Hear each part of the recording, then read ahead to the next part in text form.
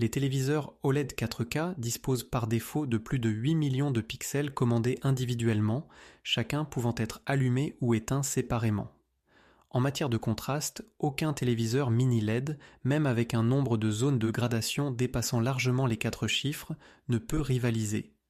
Cependant, en termes de rapport qualité-prix, il est réellement difficile de trouver un bon téléviseur OLED à moins de 1 000 €. Au moment de leur lancement sur le marché, c'est actuellement quasiment impossible, mais des modèles plus anciens de LG Display, équipés de dalles OLED, peuvent tout à fait entrer dans cette catégorie de prix jusqu'à des tailles allant à 55 pouces. On peut citer ici l'OLED d'entrée de gamme de la série B ainsi que la série universelle C. Le C5 met davantage en valeur les détails par une luminosité plus élevée et couvre une part nettement plus importante de l'espace colorimétrique en HDR. En contrepartie, il sera surtout plus facile à trouver sous la barre des 1 000 € en 48 pouces, tandis que le B5 de cette année est déjà parfois passé sous les 1 100 €, même dans la taille très immersive de 65 pouces. Plus l'ambiance dans laquelle tu regardes films et séries est sombre, plus tu peux te tourner sans hésiter vers le B5. De manière générale, avec les OLED d'entrée et de milieu de gamme, il faut absolument protéger la pièce de la lumière du jour direct et d'un éclairage intérieur trop intense pour obtenir la meilleure image possible. Sinon, la luminosité ne suffit tout simplement pas à faire ressortir correctement les détails et les hautes lumières. Dans la catégorie des téléviseurs OLED jusqu'à 1 000 €, nous recommandons sans hésiter un modèle de LG Display, car seul ce fabricant a poursuivi de manière constante le développement de la technologie OLED. Pour les téléviseurs OLED à moins de 1 000 €, nous recommandons en tout cas un modèle de LG Display, car c'est le seul fabricant à avoir poursuivi le développement de l'OLED de manière réellement cohérente. Cela a porté ses fruits. La dalle OLED maison est efficace et fonctionne de manière très homogène. Philips, Panasonic, Loewe et même Samsung l'achètent en grande quantité et seul Samsung poursuit encore ses propres développements avec la technologie QD OLED.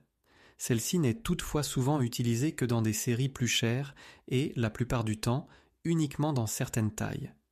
L'OLED d'entrée de gamme S85F par exemple reste en termes de luminosité derrière le B5 comme derrière le C5. Le S85F ne propose curieusement la dalle QD OLED de Samsung qu'en 55 pouces. Au-dessus et en dessous, c'est la dalle OLED de LG Display qui est utilisée.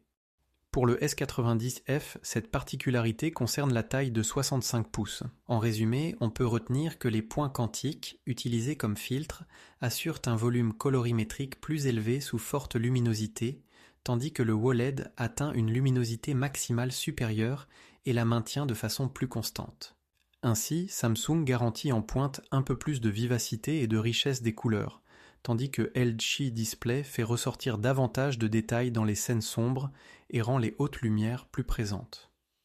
Notre recommandation en matière de rapport qualité-prix pour les petites tailles est le C5, qui obtient d'excellents résultats dans les tests spécialisés nationaux et internationaux, et à partir de 55 pouces, plutôt le B5 comme solution économique.